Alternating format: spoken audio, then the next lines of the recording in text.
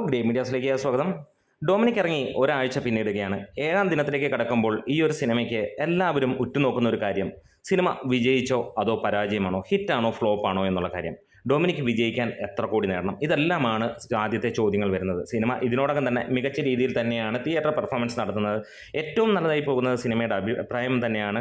ആരൊക്കെ കാണുന്നോ അവർക്കൊക്കെ മികച്ച അഭിപ്രായം തന്നെയാണ്. വലിയ സിനിമ എന്നല്ല, ബോറടിക്കാതെ കണ്ടിരിക്കാം, നല്ല ലെവലിലായിട്ടുള്ള വൺ ടൈം വാച്ചബിൾ എന്ന് തന്നെയാണ് ഒട്ടുമിക്ക ആളുകളും പറയുന്നത്. എങ്ങും ബോറടിച്ചിട്ടില്ല, നല്ല ലെവലിലുള്ള ഇൻവെസ്റ്റിഗേഷൻ, പ്രത്യേകിച്ച് മമ്മൂട്ടി അതേപോലെ തന്നെ ഗോകുൽ, ഇവരുടെ രണ്ടുപേരുടെയും പെർഫോമൻസ് അവരെല്ലാവരും ഹൈലൈറ്റ് ആയി പറയുന്നതാണ്. മമ്മൂട്ടിയുടെ ഫ്ലെക്സിബിലിറ്റിയെ പ്രത്യേകം ആളുകൾ അഭിനന്ദിക്കുന്നുമുണ്ട്. ഈ ഒരു സിനിമയിൽ ഈ ഒരു കാലത്തും ഇങ്ങനെയുള്ള സിനിമ ചെയ്യാൻ ധൈര്യം കാണിക്കുന്ന മമ്മൂട്ടിയെക്കുറിച്ചും.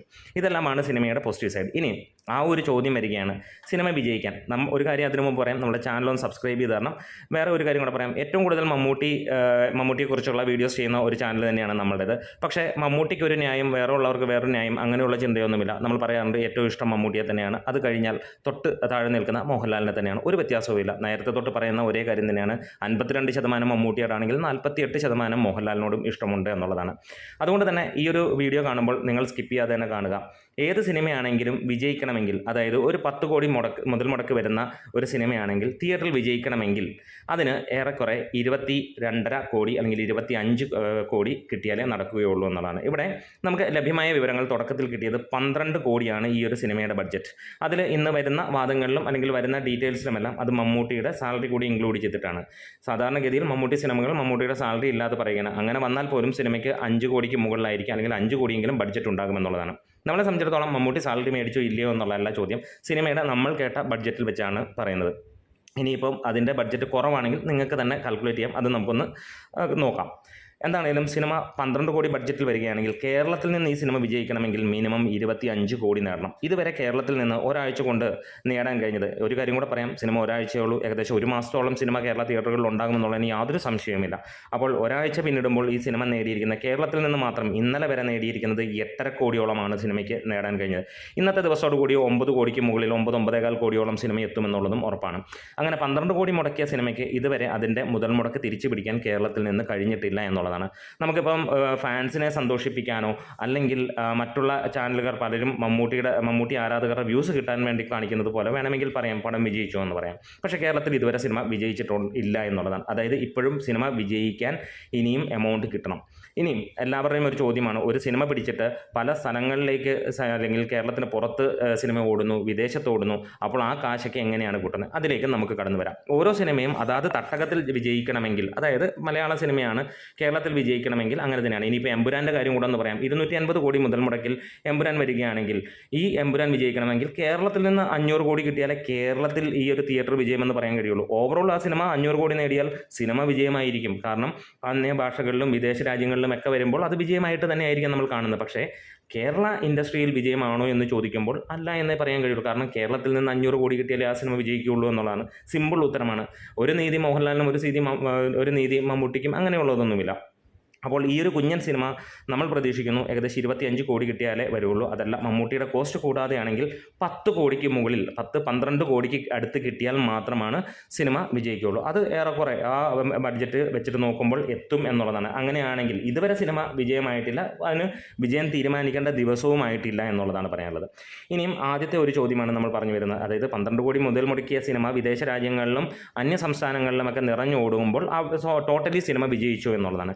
ഇപ്പോൾ ഇത് ഇന്നലെ വരെയുള്ള കണക്കുകൾ പ്രകാരം സിനിമയുടെ കളക്ഷൻ വന്നിരിക്കുന്നത് ഈ 12 കോടി മുടക്കിയ സിനിമയ്ക്ക് 18.5 കോടി കഴിഞ്ഞു എന്നുള്ളതാണ്. ഇന്നത്തോടു കൂടി സിനിമ 20 കോടി കടക്കും. അതായത് വരുന്ന ദിവസങ്ങളിൽ 25 കോടി കടന്നാൽ സിനിമ വിജയമാകുമെന്നുള്ളത് തന്നെയാണ്.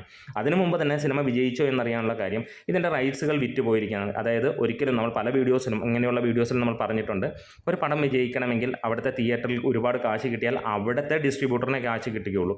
ഈ ഒരു പടം വിജയിച്ചോ എന്ന് നോക്കാനായിട്ട് ഓവർസീസും അതേപോലെ തന്നെ നമുക്ക് അന്യ സംസ്ഥാനങ്ങളെ, അതായത് ഈ കേരളയ്ക്ക് പുറത്തുള്ളത് കൊടുത്തിരിക്കുന്നത് ഏകദേശം 10 കോടിക്ക് അടുത്ത് അല്ലെങ്കിൽ അതിന് മുകളിലാണ് എന്നുള്ളതാണ് റിപ്പോർട്ടുകൾ സൂചിപ്പിക്കുന്നത്. അങ്ങനെ 12 കോടി നേടിയ സിനിമയ്ക്ക് 10 കോടി അങ്ങനെ റെസ്റ്റ് ഓഫ് ഇന്ത്യയും ഓവർസീസിൽ നിന്നും ഉള്ള വിതരണം വിറ്റുപോയിട്ടുണ്ടെങ്കിൽ സിനിമയ്ക്ക് ഓൾറെഡി 10 കോടി കിട്ടിക്കഴിഞ്ഞിരിക്കുന്നു.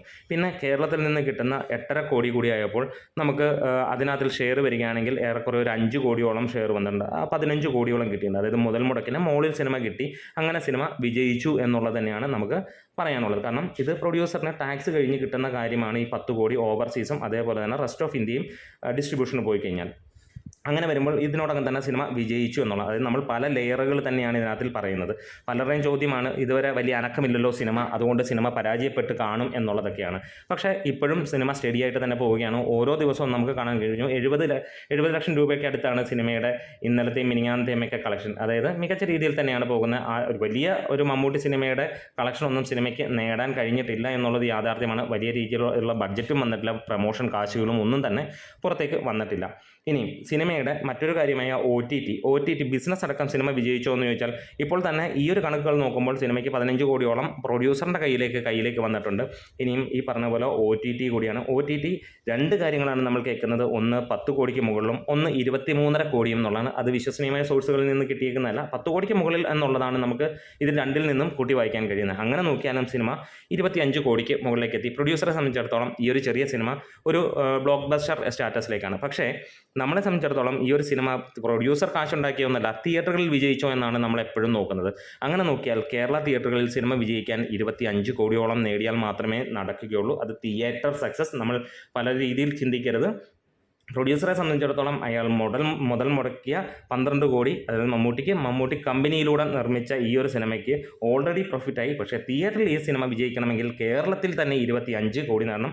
ഇനിയും തമിഴ്നാട്ടിൽ ഇതിപ്പോൾ 1 കോടിക്കാണ് വിറ്റുപോയതെങ്കിൽ അവിടെ 2 കോടിക്ക് മുകളിൽ കിട്ടിയ അവിടെ ബ്ലോക്ക് ബസ്റ്ററാണ്.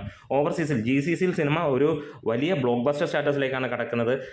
നമുക്ക് അറിയാവുന്ന കണക്കനുസരിച്ചിട്ട് സിനിമ 10 കോടിക്ക് മുകളിലേക്ക് ഇതിനോടകം തന്നെ എത്തിയിരിക്കുന്നു. ഒരു പക്ഷേ അവിടുന്ന് 15-16 കോടിയിലേക്ക് എത്തുമെന്നുള്ളതാണ്. അതായത് അവർ മുടക്കിയതിൻ്റെ നേരെ ഡബിൾ കാശ് അവർക്ക് കിട്ടുക എന്നുള്ളതാണ്. നമ്മുടെ മറ്റൊരു കാര്യം എടുത്ത് പറയാനുള്ളത് ഇതാണ് ഹിറ്റ് ഫ്ലോപ്പ് സ്റ്റാറ്റസിനെ കുറിച്ച് നമ്മൾ ഏറ്റവും കൂടുതലായിട്ട് പറയുന്നത്. സിനിമയ്ക്ക് ഏറ്റവും മികച്ചതായി നിൽക്കുന്ന സിനിമയുടെ അഭിപ്രായം തന്നെയാണ്. ഈ ഒരു സിനിമയുടെ അഭിപ്രായം കണ്ടിറങ്ങുന്ന എല്ലാവർക്കും ഒരേ അഭിപ്രായം തന്നെയാണ്, നല്ല സിനിമ എന്നുള്ളത്. നമ്മൾ ആദ്യം പറഞ്ഞ പോലെ തന്നെ വേറെ ഒന്നല്ല, മമ്മൂട്ടിയുടെ പെർഫോമൻസ് തന്നെയാണ് ഏറ്റവും കൂടുതൽ ആളുകൾ പറയുന്നത്. എന്തായാലും നിങ്ങൾക്ക് ഈ ഒരു വീഡിയോയോട് ഒന്ന് പ്രതികരിക്കാം. അതായത് നിങ്ങൾക്ക് ഇതിനകത്തിൽ എന്തെങ്കിലും അഭിപ്രായം തിരിച്ച് പറയാനുണ്ടെങ്കിൽ തീർച്ചയായും ഒന്ന് ഡീറ്റെയിൽ ആയിട്ട് പറയാം. നമുക്ക് മറ്റൊരു വീഡിയോയിൽ അതൊക്കെ ഇൻക്ലൂഡ് ചെയ്തിട്ട് വരാമെന്നുള്ളതാണ്. എന്തായാലും കേരളത്തിൽ നിന്ന് ഈ ഒരു സിനിമ ഏറ്റവും കുറഞ്ഞത് 18 കോടി നേടും എന്നുള്ളത് തന്നെയാണ് നമ്മൾ പ്രതീക്ഷിക്കുന്നത്. ഇതിനോടകം തന്നെ 9 കോടിക്ക് മുകളിലേക്ക് ഇന്നത്തോടെ എത്തും. അത്രയും കൂടെ സിനിമ നേടും എന്നുള്ളത് തന്നെയാണ്. വലിയ ചലനങ്ങളൊന്നും സിനിമ സൃഷ്ടിക്കില്ല എന്ന് നമുക്കറിയാം. പക്ഷേ നല്ല ഒരു സിനിമയാണ്, ഡീസൻ്റ് ആയിട്ടുള്ള ഒരു പോസിറ്റീവ് കിട്ടിയേക്കുന്ന സിനിമ തന്നെയാണ്. എന്താണെങ്കിലും നല്ല രീതിയിൽ ഈ ഒരു ക്യാരക്ടർ മമ്മൂട്ടി കൈകാര്യം ചെയ്തിരിക്കുന്നു. മമ്മൂട്ടിയേക്കാൾ ഉപരി നമ്മൾ ഇതിനെ അപ്രിഷ്യേറ്റ് ചെയ്യുന്നത് ഗോകുൽ സുരേഷിനെ തന്നെയാണ്. വേറെ ഒന്നുമല്ല, Mammootty is N established actor എന്നുള്ള ലെവലിലായതുകൊണ്ട് നമുക്കറിയാം അദ്ദേഹം ഏത് റേഞ്ചിലുള്ള സാധനങ്ങളും ചെയ്യും. അതായത് സമീപകാലത്ത് നമ്മൾ കണ്ടിരിക്കുന്നതും അങ്ങനെ തന്നെയാണ്. മമ്മൂട്ടി എന്ത് കിട്ടിയാലും പലപ്പോഴും പലരും തള്ളിപ്പറയുന്ന കാര്യങ്ങളുണ്ട്. മമ്മൂട്ടിക്ക് ഡാൻസ് അറിയില്ല, അദ്ദേഹം അത് മാന്യമായ ഒരു രീതിയിൽ കോമഡി അറിയില്ല, ആ രീതിയിൽ പുള്ളി അത് കാണിക്കുന്നുണ്ട്. അതേപോലെ സ്റ്റണ്ട് പറ്റില്ല. ടർബോ വന്നു കഴിഞ്ഞപ്പോൾ മനസ്സിലായി ഈ ഒരു ഏജിൽ രജനീകാന്തിന് പോലും കഴിയാത്ത ലെവലിലുള്ള രീതിയിലാണ് അദ്ദേഹം കാണിച്ചിരിക്കുന്നത്. അപ്പോൾ രജനീകാന്തിൻ്റെ ജയിലർ കണ്ടപ്പോൾ ഉറപ്പ്, ഞാൻ മമ്മൂട്ടിയേക്കാൾ വലിയൊരു ആരാധകനാണ് രജനീകാന്തിൻ്റെ. പക്ഷേ രജനീകാന്തിൻ്റെ ആ ഒരു സിനിമ കണ്ടു കഴിഞ്ഞപ്പോൾ എനിക്കും തോന്നിയ കാര്യം തന്നെയാണ്.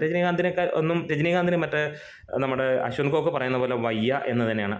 ഈ പറഞ്ഞ പോലെ ടർബോ കണ്ടു കഴിഞ്ഞപ്പോൾ മമ്മൂട്ടിയിൽ നിന്ന് ഇതുവരെ കാണാത്ത ലെവലിലുള്ള ഒരു ആക്ഷനാണ്. അത് നമ്മൾ സമ്മതിച്ച് തന്നെ പറ്റുകയുള്ളൂ. അങ്ങനെ ഓരോരുത്തരും ഈ പറയുന്ന കുറവ്, ഇനിയും 100 കോടിയുടെ കുറവാണ് പറയുന്നതെങ്കിൽ ഓൾറെഡി മമ്മൂട്ടി പല പ്രാവശ്യം അത് 100 കോടിയെ കടന്നാണ്. അദ്ദേഹം ഒന്നും പബ്ലിഷ് കാര്യങ്ങളൊന്നും വന്നിട്ടില്ല. പക്ഷേ നിങ്ങൾ നോക്കിക്കൊള്ളുക, ഈ ഒരു കാര്യവും മമ്മൂട്ടി തകർത്തിരിക്കും. അതാണ് മമ്മൂട്ടി.